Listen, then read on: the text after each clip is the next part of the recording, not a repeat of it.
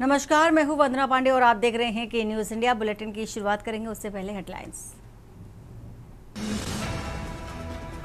उत्तराखंड में 4 साल लगातार धामी सरकार, भाजपा के सबसे लंबे कार्यकाल वाले सीएम बने पुष्कर सिंह धामी। सीएम धामी ने कांवड़ यात्रा की तैयारियों की समीक्षा की, बोले क्लीन और ग्रीन यात्रा का संदेश देना प्रयास हो। 11 जुलाई से शुरू हो रही हरिद्वार में कांवड़ यात्रा।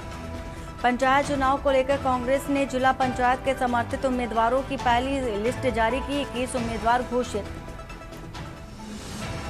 उत्तराखंड में 234 डॉक्टर होंगे बर्खास्त, स्वास्थ्य मंत्री धन सिंह रावत ने निर्देश दिए, लंबे समय से चल रहे हैं गायब। केदारनाथ यात्रा पैदल मार्ग पर 2 यात्रियों की मौत, एक चंडीगढ़ तो दूसरी गुजरात से आई थी बाबा के दर्शन करने। जेलों में ऑनलाइन सुनवाई को तैयार हो रहे साउंड प्रूफ कक्ष, गृह विभाग ने बजट जारी किया। आप देख रहे हैं के न्यूज, खबरों का सारथी। लक्सर से आ रही है खबर, जहां पर गन्ना समिति में डायरेक्टर पद के लिए आज चुनाव है और सुबह 8 बजे से लेकर के शाम 5 बजे तक की ये मतदान होना है। 4 डायरेक्टर पदों के लिए वोटिंग की जा रही है और 8 उम्मीदवार पहले ही निर्विरोध निर्वाचित हो चुके हैं। मतदान केंद्रों पर मतदाताओं में उत्साह भी देखा जा रहा है। चुनाव के मद्देनजर कड़ी सुरक्षा व्यवस्था, मतदान केंद्र से 200 मीटर तक पुलिस तैनात है। गन्ना समिति चुनाव को लेकर के प्रशासन पूरी तरह से सतर्क है।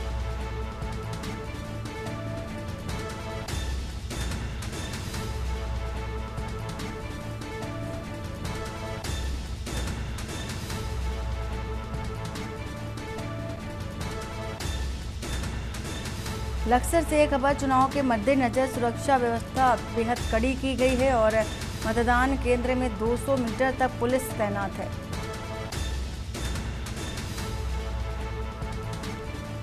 तो गन्ना समिति चुनाव को लेकर के प्रशासन पूरी तरह से सतर्क है।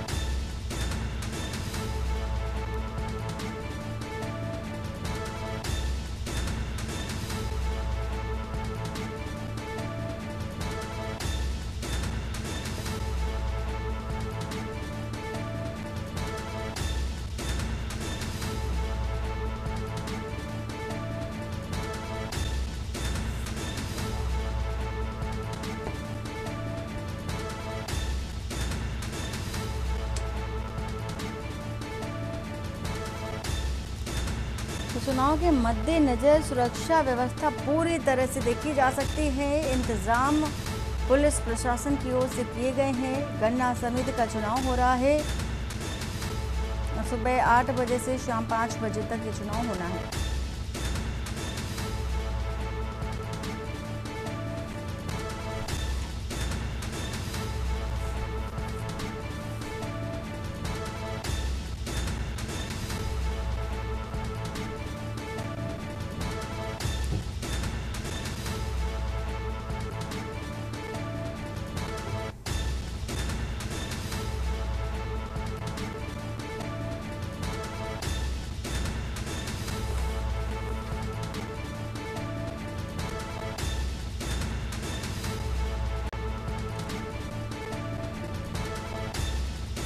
राम गोपाल इसी खबर पर हमारे साथ जुड़े हुए हैं। राम गोपाल, गन्ना समिति चुनाव चूंकि चल रहा है, सुबह 8 बजे से शाम 5 बजे तक चलेगा। अभी अगर सुरक्षा व्यवस्था की बात करें तो क्या देखी जा रही है और कितने प्रतिशत तक मतदान हो चुका है?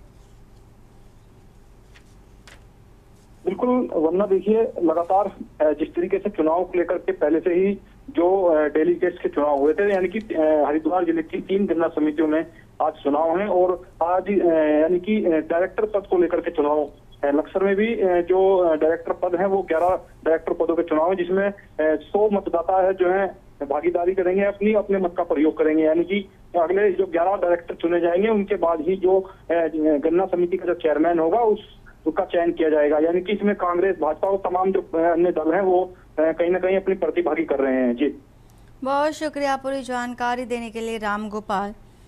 खबर बता रहे हैं आपको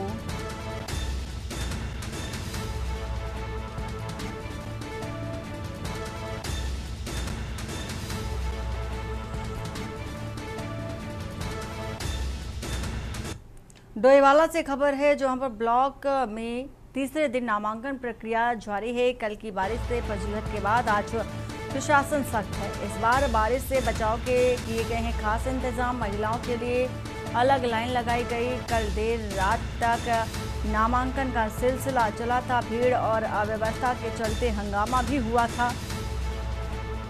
तो आज सुधारी गई पूरी व्यवस्था, तैनात रहे अफसर।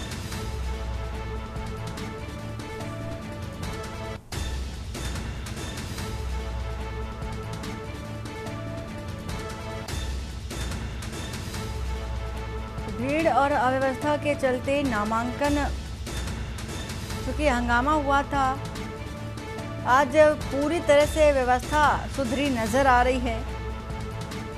ब्लॉक में तीसरे दिन नामांकन प्रक्रिया जारी है।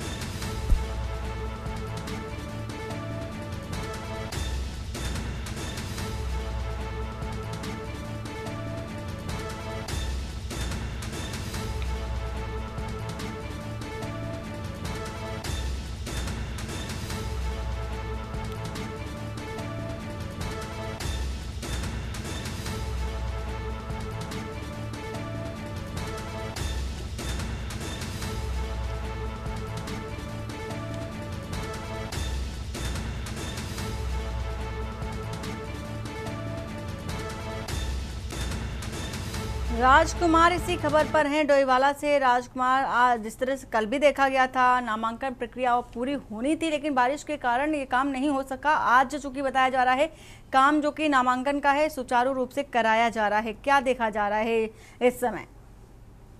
देखिए, चुनाव जो ये नामांकन प्रक्रिया है आज तीसरा दिन है और बड़ी संख्या में लोग आज उमड़े हैं, क्योंकि कल आखिरी दिन है तो जाहिर सी बात है भीड़ रहने वाली है। कल भी हमने देखा था कि रात 9 बज गए थे, लोग लाइन में लगे हुए थे, नामांकन पत्र जमा करा रहे थे। अभी क्योंकि इस समय बारिश हो रही है, बारिश के बाद भी लोग लाइन में लगे हुए हैं और थोड़ा सा व्यवस्था गड़बड़ाई है क्योंकि लगातार बारिश है।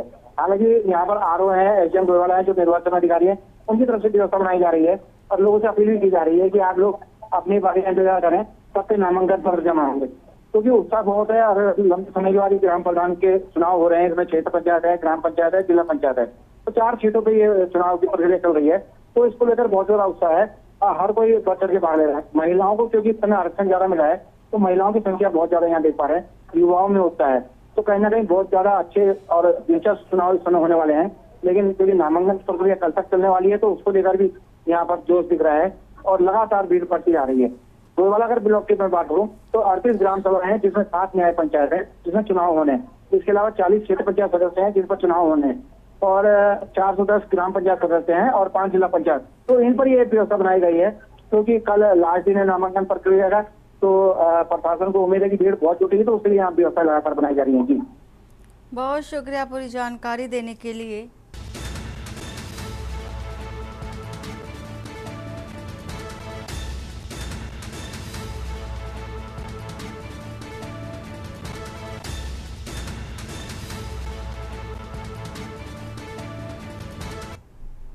और वक्त हो चला एक छोटे से ब्रेक का। ब्रेक के बाद जल्द हाजिर होते हैं। ब्रेक के बाद आपका स्वागत है और सीधा चलते हैं हरिद्वार, जहां पर विकास संकल्प पर्व पर पहुंचे हैं, जहां पर सीएम पुष्कर सिंह धामी पहुंचे हुए हैं। क्या कह रहे सुन लेते हैं। नारे लगाकर हम सबके अंदर ऊर्जा भरने का काम किया, उत्साहवर्धन किया, हमारा प्रोत्साहन किया, समर्थन किया और अपना आशीर्वाद दिया। मैं भी आप सबका दोनों हाथ जोड़कर, सर झुकाकर आप सबका स्वागत करता हूं, आप सबका अभिनंदन करता हूं। आज का ये दिन मेरे लिए कई अर्थों में विशेष है, क्योंकि आज ही के दिन 4 जुलाई 2021 को मुझे देवभूमि उत्तराखंड की सेवा करने का दायित्व दिया गया था। भाइयों बहनों, और ये सच है, आज जैसा आदरणीय रमेश पोखरियाल निशंक जी ने कहा, मैं सबसे पहले आज किसी जनपद में गया हूं देहरादून के बाद, सबसे पहले किसी से मिलने आया हूं तो आपसे पहले मां गंगा का आशीर्वाद लिया है और मां गंगा का आशीर्वाद लेकर सीधे आपके पास आया हूं भाइयों बहनों। और आप सब जानते हैं, हम प्रदेश के समग्र विकास और इसकी जन आकांक्षाओं को पूरा करने के अपने विकल्प रहित संकल्प को पूरा करने के सफल 4 वर्ष का कालखंड आज पूरा कर रहे हैं।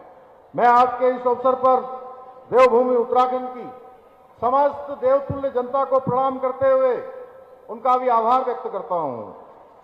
आपके द्वारा जताए गए भरोसे के बल पर ही मैं आज उत्तराखंड के मुख्य सेवक के रूप में प्रदेश की सेवा कर पा रहा हूं। यह आपका प्रेम ही है जो मुझे प्रत्येक दिन प्रदेश के विकास और समाज की प्रगति के लिए समर्पित भाव से कार्य करने के लिए ऊर्जा प्रदान करता है। भाइयों बहनों, आज के इस विशिष्ट अवसर पर हम हरिद्वार जनपद के अंतर्गत 550 करोड़ रुपए से अधिक की लागत की 107 विकास परियोजनाओं का लोकार्पण और शिलान्यास कर रहे हैं। मुझे पूरा विश्वास है कि ये सभी योजनाएं न केवल हरिद्वार जनपद में आधारभूत सुविधाओं को सशक्त बनाने में सहायक सिद्ध होंगी, बल्कि नागरिकों को बेहतर सुविधाएं उपलब्ध कराने के साथ ही क्षेत्र के विकास को नई गति प्रदान करेंगी, विकास के एक नए मील के पत्थर के रूप में स्थापित होंगी।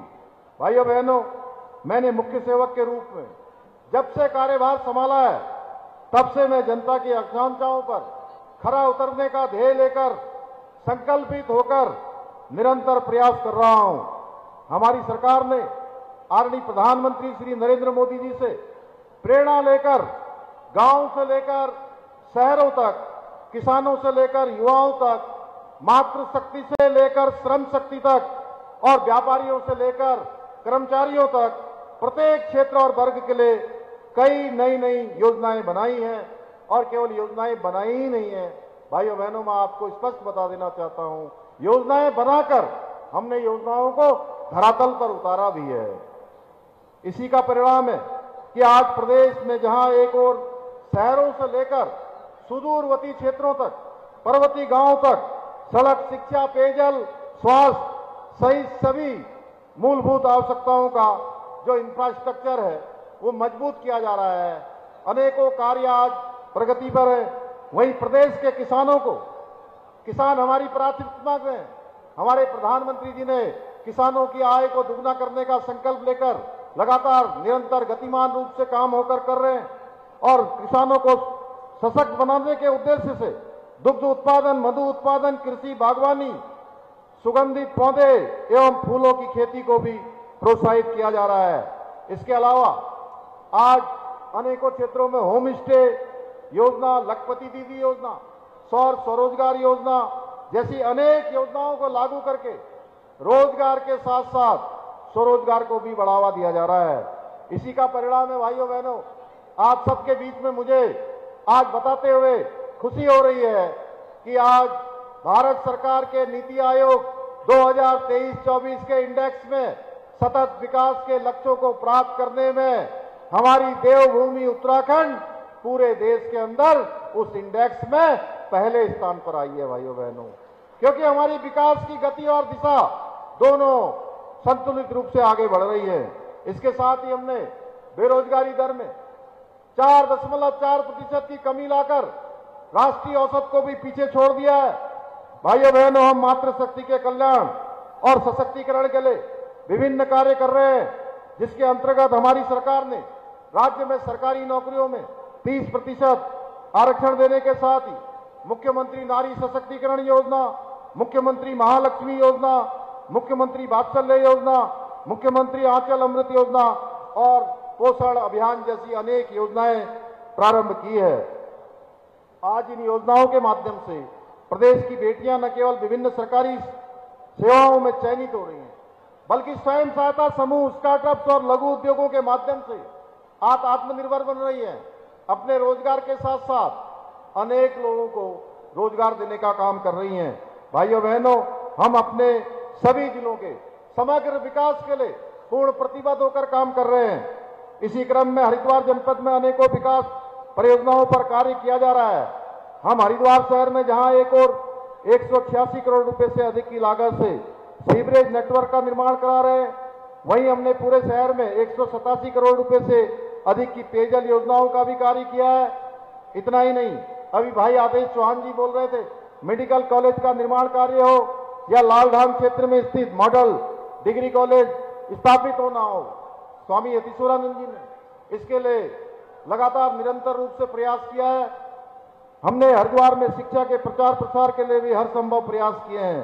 भाइयों बहनों, हम धर्म नगरी हरिद्वार को काशी विश्वनाथ और उज्जैन महाकाल कॉरिडोर की भांति भव्य और दिव्य बनाना चाहते हैं।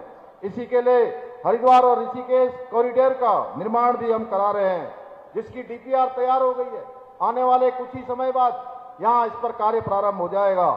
हरिद्वार में हेली सेवाओं के लिए हेलीपोर्ट का निर्माण करने के साथ ही नगर को जाम की समस्या से मुक्ति दिलाने के लिए पॉट टैक्सी के संचालन की कार्य योजना भी तैयार की जा रही है। इसके साथ साथ हर की पैड़ी से मां चंडी देवी तक रोपवे के निर्माण को हरी झंडी देना हो या लालढंग की बरसाती नदी में पुल के निर्माण के साथ ही झूला पुल बनाने की दिशा में कार्य किया जा रहा हो। हम देवनगरी हरिद्वार को एक विश्व स्तरीय शहर बनाने के लिए हर संभव प्रयास कर रहे हैं। भाइयों बहनों, देवनगरी हरिद्वार के लिए कांवड़ यात्रा और कुंभ का आयोजन अत्यंत महत्वपूर्ण आयोजन है और मैंने कल ही अपने सभी अधिकारियों से कांवड़ यात्रा संबंधित तैयारियों का जायजा लेते हुए ये स्पष्ट कर दिया है कि ये कांवड़ यात्रा वर्ष 2027 में होने वाला कुंभ का आयोजन भव्य, दिव्य और सुरक्षित और ऐतिहासिक होना चाहिए। इसमें किसी प्रकार की कोई ढील नहीं दी जाएगी। भाइयों बहनों, इसके लिए हम सभी जितने भी जरूरी इंतजाम हैं वो करने के लिए पूरी तरह से संकल्पबद्ध है। भाइयों बहनों, हमारी सरकार राज्य के समग्र विकास के साथ साथ अपने सांस्कृतिक मूल्यों और डेमोग्राफी को संरक्षित रखने के लिए भी पूरी तरह से संकल्पबद्ध होकर काम कर रही है। जहां हमने एक और प्रदेश में धर्मांतरण विरोधी कानून लागू किया है, सख्त दंगा विरोधी कानून दंगों को रोकने के लिए लागू किया है, वहीं लैंड जिहाद, लव जिहाद और जो पिछले दिनों थूक जिहाद की घटनाएं आई थी उस पर पूरी तरह से विराम लगाने के लिए हर तरीके से जो है कठोर कार्रवाई सुनिश्चित की है। भाइयों बहनों, इतना ही नहीं, हम देश के पहले ऐसे राज्य हैं जो समान नागरिक संहिता का कानून लाकर सभी नागरिकों के लिए एक समान कानून राज्य के अंदर लागू कर दिया है। वहीं युवाओं के भविष्य के साथ खिलवाड़ करने वालों के पर अंकुश लगाने के लिए प्रदेश में हमने सख्त नकल विरोधी कानून लागू किया है। भाइयों बहनों, और इस सख्त नकल विरोधी कानून लागू करने का असर हुआ है कि 24,000 नियुक्तियां अभी तक बिना किसी नकल के संपन्न हो चुकी है। भाइयों बहनों, सामान्य परिवार में पैदा होने वाले बेटे और बेटी को अब किसी के दरवाजे पर नहीं जाना पड़ता है। अब चयन का आधार भ्रष्टाचार नहीं होता है, चयन का आधार नकल माफिया नहीं होते हैं, चयन का आधार पेपर लीक नहीं होता है, चयन का आधार पेन ड्राइव से नकल नहीं होती है। भाइयों बहनों, चयन का अगर आधार होता है तो केवल और केवल एक आधार होता है, वो है योग्यता, प्रतिभा और क्षमता के आधार पर चयन होता है। भाइयों बहनों, हम राज्य से भ्रष्टाचार को समाप्त करने के लिए जीरो टॉलरेंस की नीति पर काम कर रहे हैं। आप सभी भली भांति जानते हैं, पहले एक धारणा थी कि किसी कर्मचारी पर कार्रवाई होती थी तो आम जनमानस में इस प्रकार की धारणा बनती थी कि छोटी मछलियों को पकड़ा जा रहा है। भाइयों बहनों, बड़ी मछलियां पकड़ से बाहर है या उन पर हाथ नहीं डाला जा रहा है। उन पर किसी प्रकार का दबाव है, भाइयों बहनों, हमने इस दबाव को किनारे कर दिया। छोटी मछलियों के साथ बड़ी मछलियां हो या भ्रष्टाचारी रूपी मगरमच्छ हो, किसी को नहीं छोड़ा जा रहा है। भाइयों बहनों, हमने राज्य में एक नई कार्य संस्कृति लाने के लिए, मैं आपको नहीं कहना चाहता, अभी निशंक जी कह रहे थे कि किस प्रकार से कार्रवाई हो रही है, हरिद्वार वाले भली भांति जानते हैं, उसमें कोई कहने की आवश्यकता नहीं है। और पिछले 3.5 वर्षों में भ्रष्टाचार में लिप्त 200 से भी अधिक लोगों को जेल की सलाखों के पीछे पहुंचाने का हमने काम किया है। और अभी आप सुन रहे थे पुष्कर सिंह धामी को, जिन्होंने विकास कार्यों की बात कही है और उपलब्धियों को भी गिनाया है। बुलेटिन में फिलहाल इतना ही। बाकी की खबरों के लिए बने रहिए आप के न्यूज़ इंडिया के साथ। नमस्कार।